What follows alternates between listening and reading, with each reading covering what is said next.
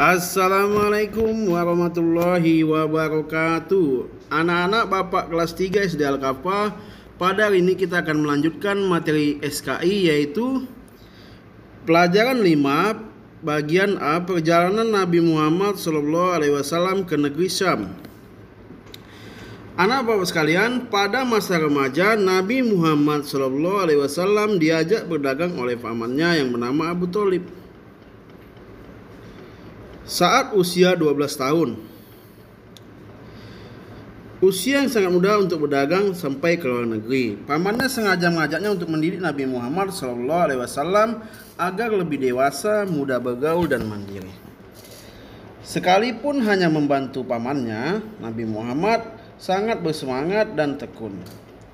Beliau belajar bagaimana cara berdagang dan melayani pembeli dengan baik. Sikapnya sangat sopan dan ramah. Kemudian ditambah lagi dengan paras muka Nabi Muhammad SAW yang tampan, bersih dan rapi dalam berpakaian. Hal ini membuat orang semakin kagum dan tertarik. Selain berdagang, selama ini beliau hanya tahu mengembala kambing di gurun pasir. Sifat dan sikapnya yang baik sangat membantu pekerjaan barunya. Sebagai anak muslim harus berdagang dengan jujur seperti Nabi Muhammad SAW. Dan perlu kalian pahami, salah satu cara Abu Thalib mendidik Nabi Muhammad SAW agar lebih dewasa, mudah bergaul dan mandiri dengan cara mengajaknya berdagang ke negeri Syam atau ke luar negeri pada zaman itu.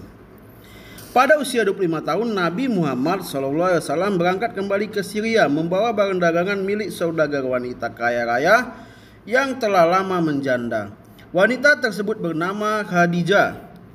Karena sifat dan akhlak Nabi Muhammad SAW yang terpuji, Khadijah pun kagum kepada beliau dan kemudian melamarnya. Lamaran itu diterima dan perkawinan segera dilaksanakan. Ketika itu Nabi Muhammad berusia 25 tahun sedangkan Khadijah berusia 40 tahun. Perkawinan bahagia dan saling mencintai itu dikaruniai 6 orang anak, 2 putra dan 4 putri.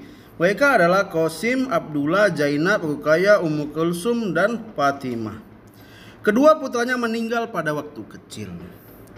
Yang B, cara berdagang Nabi Muhammad SAW. Setelah Nabi Muhammad SAW belajar berdagang bersama pamannya, kemudian beliau berdagang dengan Khadijah, seorang saudara kaya raya. Nabi Muhammad SAW mendapatkan keuntungan yang besar. Hal ini diperoleh karena selama berdagang, beliau sangat tekun, jujur, ramah dan murah senyum kepada para pembeli. Jadi seorang pedagang itu harus jujur, jangan pula berbohong dengan barang dagangannya. Apalagi sampai mengurangi timbangan, kemudian melakukan riba, itu nggak boleh. Itu sangat dilarang dalam agama Islam. Oke, baik anak-anak sekalian, kalau barangnya cacat harus disampaikan cacat.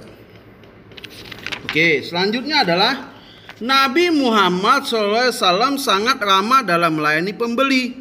Beliau menjadikan pembeli seperti raja yang harus dilayani.